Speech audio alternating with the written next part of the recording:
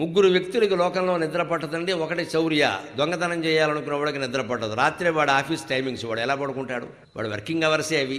ద్యూత పేకాడేవాడు మహానుభావుడు, రాత్రి పగలు కూడా పడుకోడు. అంతకంటే గొప్ప దీక్ష ఏది ఉండదు అసలు మొత్తం. పైగా రాత్రికి ఇక్కడ ఇంటికి పోయి ఇంటి దగ్గర ఏమన్నా కబురు చేయండి, ఇక్కడ పంపించమని అంటాడు. తనింటికే పిలుస్తాడు. లేత చచ్చిపోవాలి ఈ భార్య వీళ్ళందరికీ టీలు సప్లై చేయలేక. ఇంకో మొక్క తురుపు రాలేదా అంటాడు. వీడికి చావు వచ్చేవరకు ఏదో వస్తూనే ఉండాలి. ఇక్కడ తురుపు రాలేదని వీడి బతుకు. అంచేత పేకాట ఆడేవాడికి రాత్రి నిద్ర పట్టదయా, తెల్లవారులు ఆడుతూనే ఉంటాడు.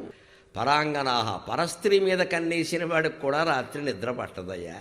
ఎవరికి సుఖంగా పడుతుందయ్యా అన్నాడు. సరిగ్గా దీనికి వ్యతిరేకంగా చూసుకోవయ్యా. స్వభార్య పుస్తకం జపక, 10 ఏళ్ళై కాపురం చేసేవాడికి 10 ఏళ్ళై పెళ్ళయ్యాక పెళ్ళాం ఎప్పుడు గడపడినా నిద్రే వస్తుంది.